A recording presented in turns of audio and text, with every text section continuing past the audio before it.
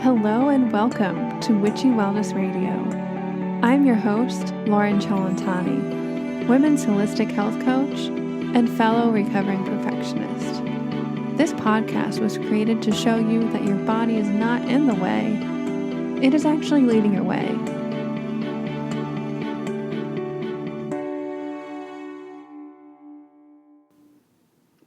Hello everybody, welcome to episode 2 of Witchy Wellness Radio. Today I wanted to take a moment and talk about the idea of overwhelm, or maybe overloading your schedule, doing everything at once to the point where you get burnout, overworked, and nothing is working in your life. So today we're going to kind of talk about the signs that you are in overwhelm, what's actually happening when you're in overwhelm mode, and what you can do about it today. This is something that I work on a daily basis because as a more overachiever woman, I like to get everything done and get it done while doing 3 things at once. And while sometimes it is effective, by the end of the weekend, I have to cancel all my plans and just veg out and sleep all weekend. And I know that this is not taking care of myself the best way that it can. All of the push, go has a toll on your body and your health and your relationships. So some signs that you are in overwhelm that I've seen in my friends and my clients and myself is that you forget to eat or take care of yourself. It sounds kind of funny, but when you are in the multitasking go mode, especially doing something that you love doing, like running your business or taking care of your children, that you get so busy that you forget to eat lunch.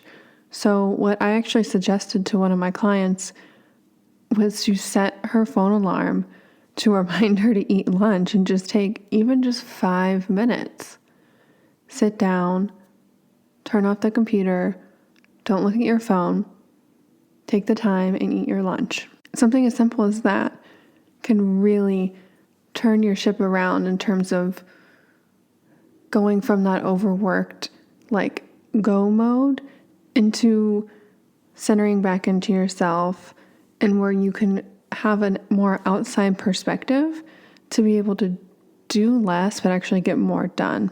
And another sign is when you get home and the moment that you have 1 second of downtime where you're not juggling 3 things at once, you get this tsunami wave of cravings.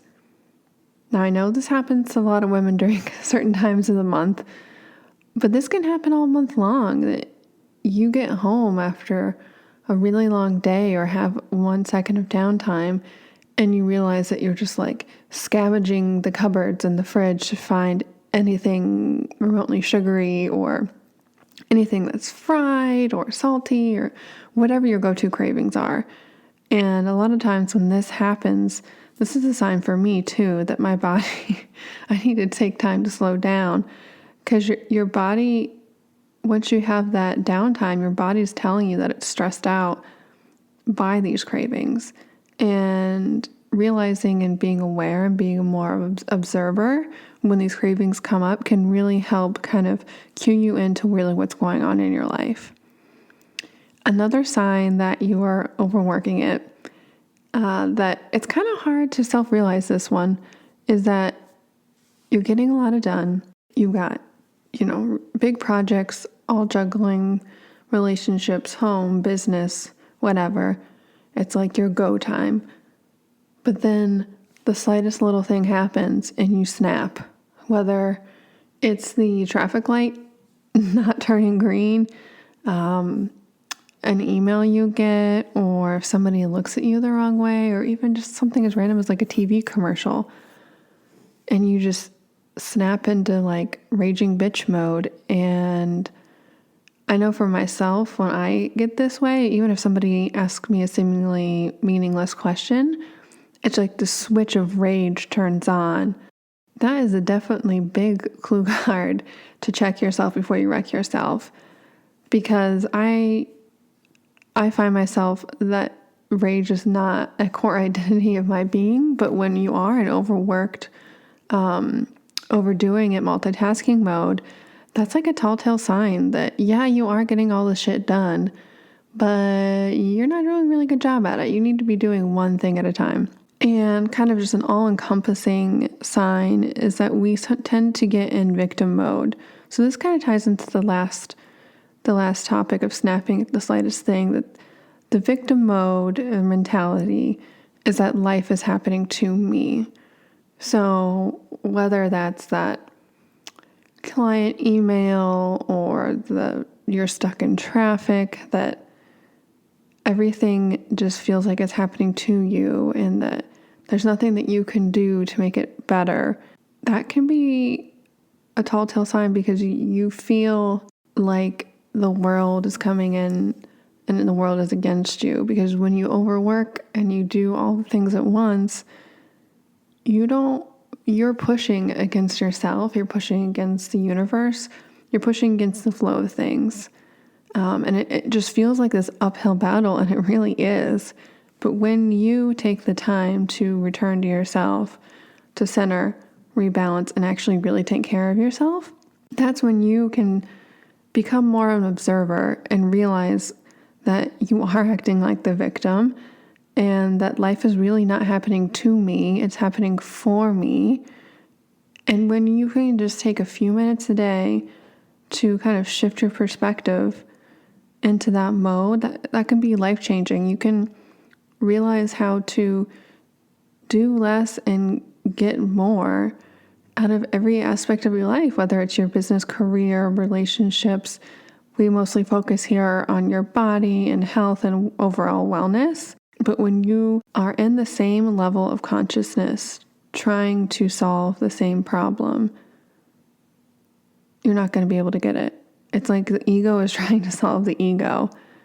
But what we need to do is step out of that into our higher parts of ourselves that can actually look at the situation, look at what you're doing to yourself from a more observer standpoint. And when we can do this, that's when we start feeling like we're not the victim. And that's when things start happening, when we feel like life is happening for me. And you're able to reprioritize, reschedule, reorganize your life in a way that it just flows. And things just start, when you're in that mindset, things start flowing to you. When you really truly believe and you're really open and aware and coming from this observer standpoint, you can see different opportunities. You can see different things come into your life that you can just feel are the next direction to take that actually you wouldn't have seen when you were in that overwhelm, overdoing it, overworked mode. Second part of the show today, I kind of wanted to talk about what's actually happening.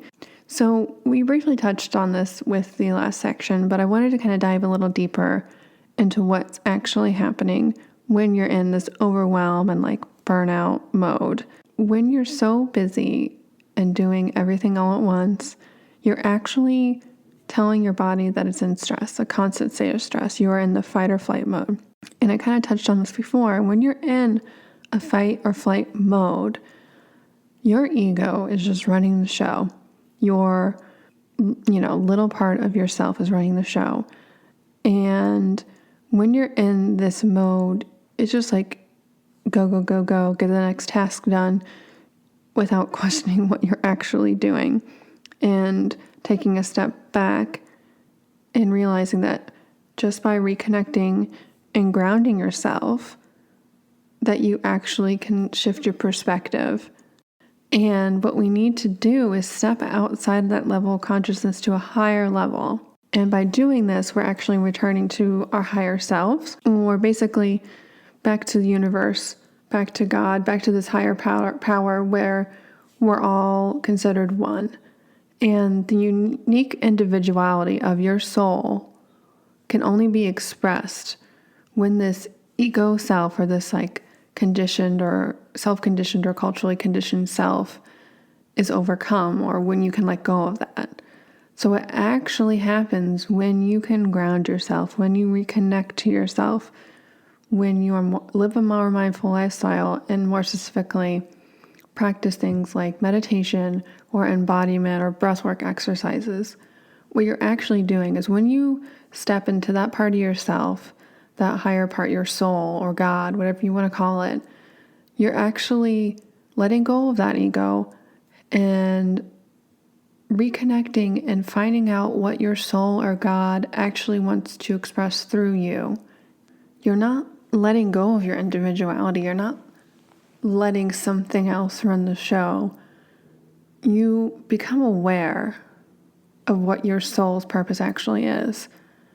And when you allow that to happen and you keep reconnecting and keep going in, that's when you're able to become more aware of the ego or your mind and become more of this conscious observer of what's actually happening, and realize that when you're in this overwhelm or overdoing or overworked burnout mode, it's actually your ego's, endless pursuits of whatever underlying beliefs that you have about yourself. A lot of people who are overachievers, perfectionists, we actually have some pretty dark, deep secrets of why we need to keep doing all these things. And a lot of times it has to be, it's tied down to self-worth or, self-value or love.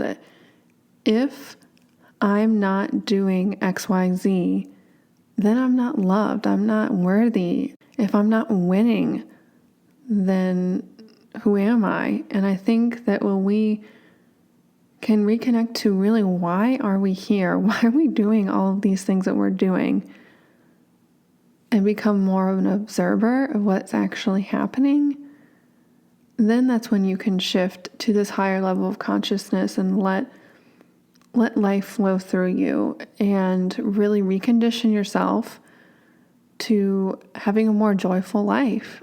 And by doing this, yes, it does require some of the deep, shadowy work where you have to dig deep and really find out, why do I feel the need to constantly work out or maintain this body fat ratio or count every single calorie or have to become my child's PTO president while working 60 hours a week and running 2 hours a day and getting 3 hours of sleep.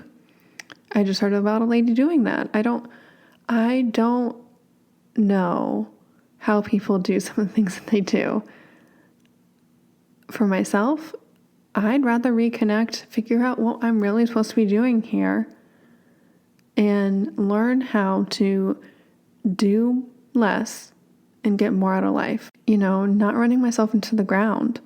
I mean, wouldn't you rather wake up every day feeling like you're rested, excited to wake up and get out of bed, and not feeling like this overwhelm of doom or stress or to-do list immediately after you get up? Wouldn't you just want your life to have this overwhelming feeling of joy and just unconditional love, not only for yourself, but for everything that you do, for every person that you interact with?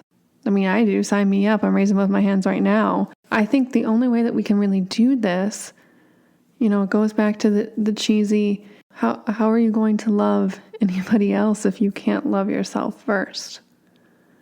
And we're going to take this a little step further this episode and ask the question, if you want to change the world, then you're overworking it right now, or you are very empathic and all the violence and things that you see on TV really affect you. I don't know how it really couldn't affect you at this point. But if you want to change the world, you really have to start with changing yourself. And I know that's something hard to swallow a lot of the times. You can still help other people, but the only way that you can really make a true difference is changing your world first.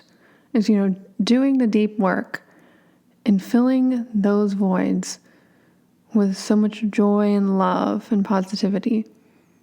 And then you can help other people. But even if you don't decide that you want to help other people, by you changing yourself and up-leveling yourself and raising your level of consciousness and getting healthy on every single level, mind, body, spirit, that is when the world changes. It's an inner revolution, which leads me into my next point of what you resist really persists. When we keep pushing against something, either there's a war on cancer, terrorism, hunger, there's really not a war against anything. Because when we realize that fighting for peace is really like shouting for silence, it just creates more of what you don't want. I'd like you to kind of take a second this week and check in with yourself and what are you fighting a war against internally and externally too? Because I know a lot of you are multi-passionate people and really want to help the world change. But by fighting against something else externally, it deludes us to think that we don't personally have to change. We're pointing the finger outward. But when you point the finger outward, you actually, have those 4 fingers pointing back at you. The more that we can change our perspectives and realize that by healing ourselves, mind, body, and soul, and really course correcting our overwhelm or overworking perfectionist tendencies, that we can actually really make a difference worldwide. And I know that's a big thing to say, but you can't change anybody.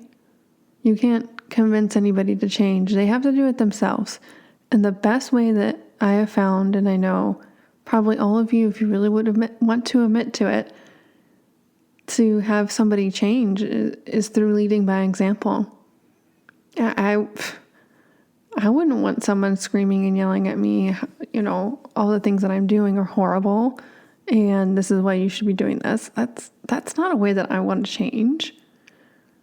I'd rather if one of my girlfriends, loses a bunch of weight and really gets her life together, and you just when you're overflowing with joy, you notice the people in your life when they make these changes, and you're like, what did you do? What changed? I'll have what she's drinking. When you lead by example through changing your inner world, that's when the revolution starts. That's when people start picking up what you're putting down. So lastly, we are going to close the episode today and talk about what to do about it and what you can do today to shift out of this overwhelm and overworked mentality. And I've kind of talked about it the entire episode, but I'm a really big believer in recentering to yourself through meditation, through breathing techniques, through embodiment practices. Now, what all these things do is they get you into your body, and actually outside your body to a higher part of yourself, and they get you out of your thinking mode. They get you out of your ego. And when you're able to get out of a place from the ego, you are able to realign. And when you are able to realign, you shift your perspective. And when you shift your perspective, you can look at what you need to change, what you need to do in a different way, a more observational way. And when we can do that, that's when the change starts. That's when you can visualize a new life of more flow and more ease, and really soak in that end goal for your health and wellness, for relationships, for business, whatever you're trying to work on. And that's when you can really bring that goal in and realize this is a new me and it's here today. And these other overwhelming, overworked mental constructions, that's the old me. That's not going to work with the new me. If I want to get from here to there, I have to completely change myself. And that's not something that's supposed to be overwhelming. It's already here. You just have to let go of the life that you thought you were going to always have, and be able to step up and ask yourself, what would this person do that's already lost that weight, that has that new job, that's in an awesome relationship? Who is she? What would she be doing? What would she not be doing? What would she not be thinking? And chances are, no matter what you're working towards or working on, she would not be in a state of overwhelm or fight or flight or overdoing it, because she knows what toll that takes on her and how important it is to take care of herself first and keep recentering and realigning with her higher part of herself to let that speak through her and really reconnect to why she's here and what she really wants. And not what she wants from like an ego's perspective of, I want more money because blah, blah, or I want that new purse. No, why are you really here? The bigger pictures. And there's nothing wrong with wanting a new purse or wanting a new car, because I'm working towards getting my new car, and that's part of my visualization process.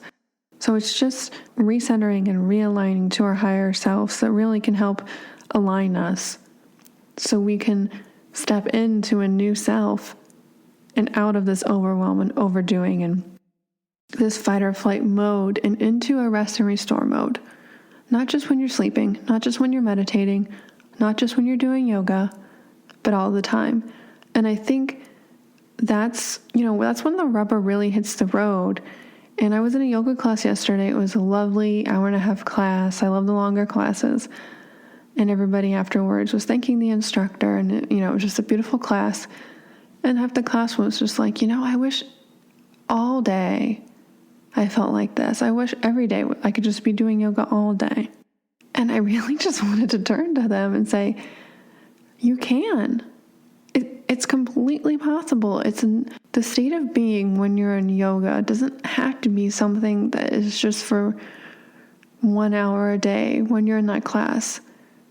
What the next step with something like that when you're connecting to that part of yourself, and that's the feeling that I'm talking about, guys, is really applying how you feel in yoga or how you feel when you're so connected a lot. Some of my clients love running. I love running too. Is when we're feeling so connected to ourselves and we're just doing something for the fun of it because it makes us feel good. Hold on to that feeling. Take a second and think, what in your life other than maybe yoga or meditation, bring that sensation to you, and go explore that this week and see how you can really rework and redo your overwhelm after doing something like that. Because sometimes, honestly, it's hard for me to sit down and meditate for half an hour, because when you're in this overwhelm mindset of just go, go, go, go, and just like constantly creating and adding to a to-do list, you don't want to sit down. You can't sit down and listen to yourself. It's a little too much. So first, go do something that really lights you up, that you do just for the fun of it. A second way that we can really work out of this overwhelm thing is something that you can do in the moment. I mentioned earlier in the episode that one of my clients always would forget to eat her lunch. So we had her actually set the alarm on her phone to remind her to take 5-10 minutes just to eat lunch. Another thing you can do is, I do this multiple times a day. When you're feeling either the anxious thoughts or like the overwhelm boiling up, or maybe you're like in the middle of the shitstorm, go to the bathroom, go to a private place, or even at your desk if you can't step away. Take 30 seconds to regroup and kind of execute a different breathing exercise, whether it's breathing in for 5 seconds, holding for 6, and releasing for 7. That's really effective for me. Or alternative nostril breathing, which you can look both those up online. They're really easy. When you take a second to slow your breathing down, that reconnects to that higher part of yourself. But what it's actually doing physically is it's reconnecting to your parasympathetic nervous system, which is your rest and restore. Because when you're in this overwhelm, go, go, go mode, you'll notice that your breathing is either non-existent or really fast and really shallow. And when you're in this like fight or flight mode, that's what your body naturally does. So to trick it, or to actually step out of it, you take a break, you take 30 seconds, you take a minute, and you just breathe. Whether you do get triggered through an email or, somebody asking you a question and you feel triggered or anger, or you feel not good things, take a second and just take a few deep breaths. Tell yourself that these emotions, this is not me. Let it flow through you before you react, before you write a nasty email back, whatever happens. And just take a second and change your perspective. That can be really, really helpful.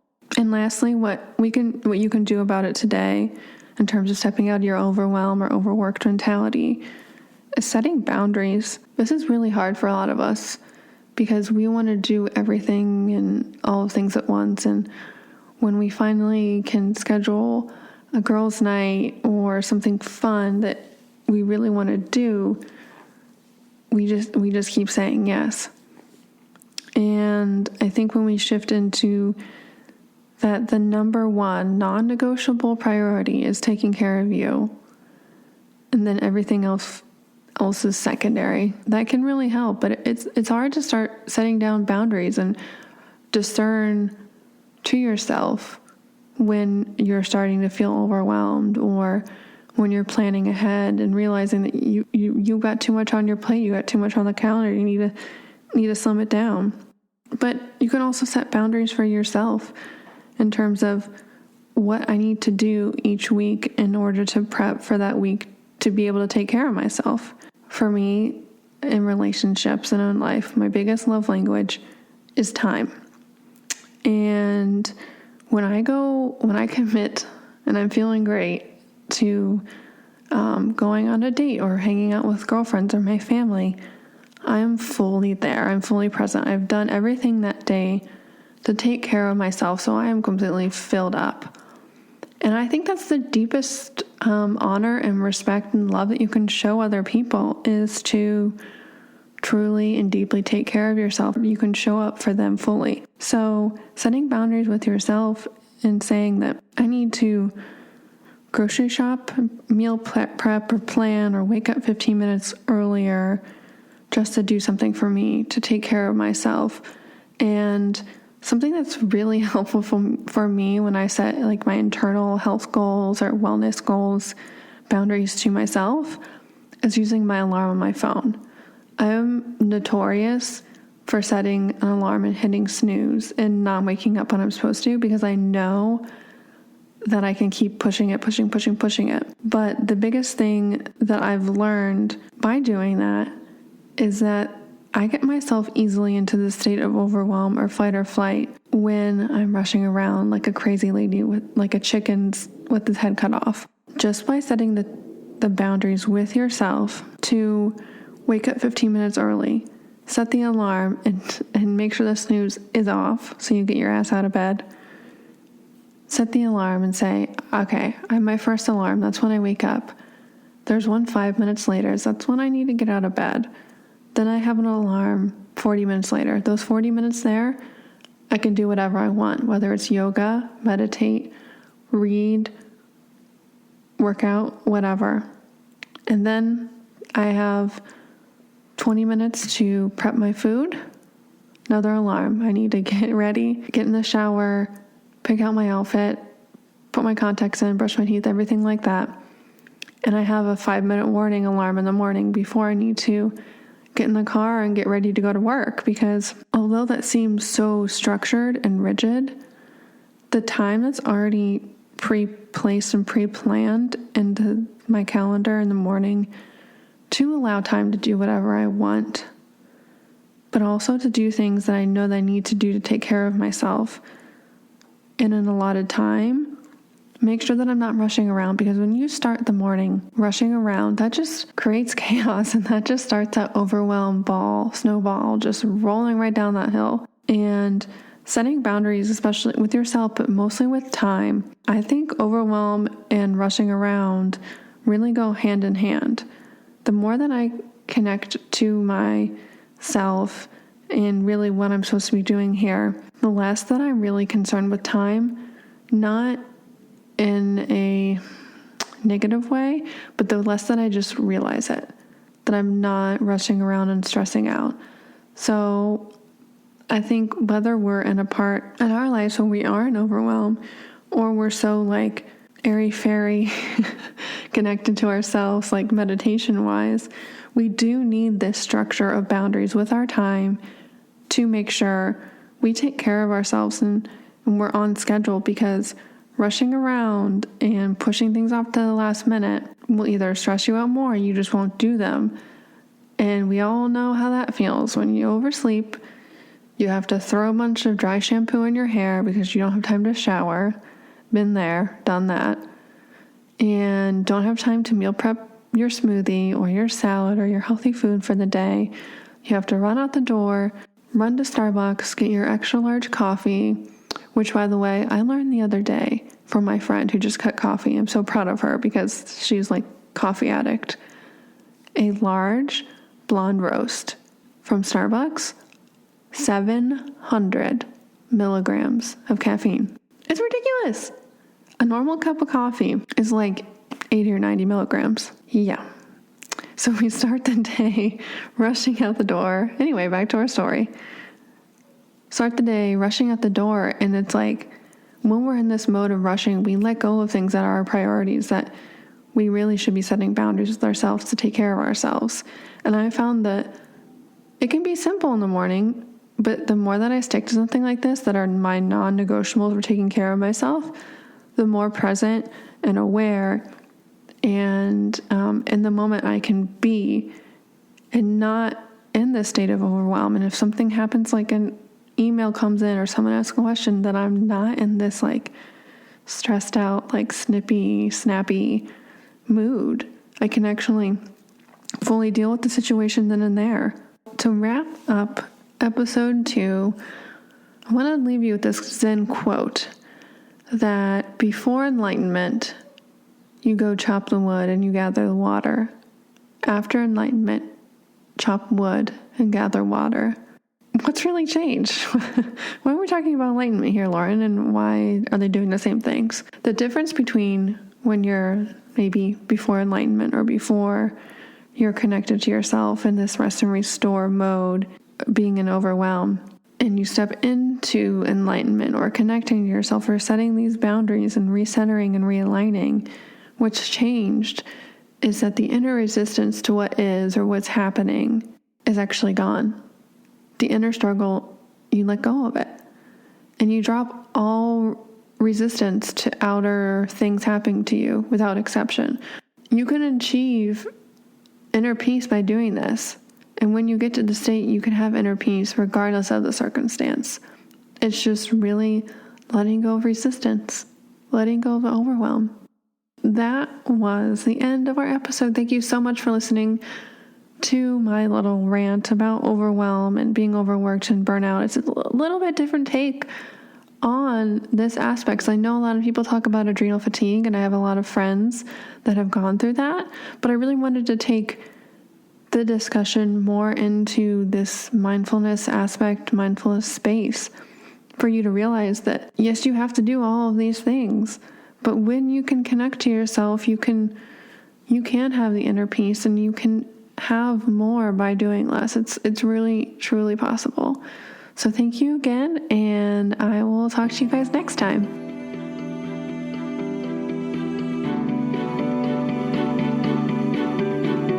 And remember, open up, surrender, trust, and let your body lead the way.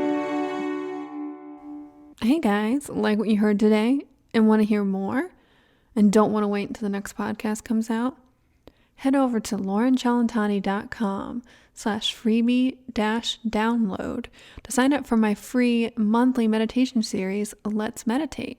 Now, I only email about twice a month, and one of those always includes a free meditation, which means each of those emails is packed with juicy info, like latest news on the Witchy Wellness Radio, my new blog post, and of course the free monthly meditation series, Let's Meditate. And lastly, exclusive openings for email list subscribers only to work with me. So head on over to lorencellentani.com/freebie-download for this month's feature freebie meditation, which means you can download this month's meditation instantly and not have to wait for the next month to be sent out. Instant download means instant healing. Thanks, and I hope you guys enjoy.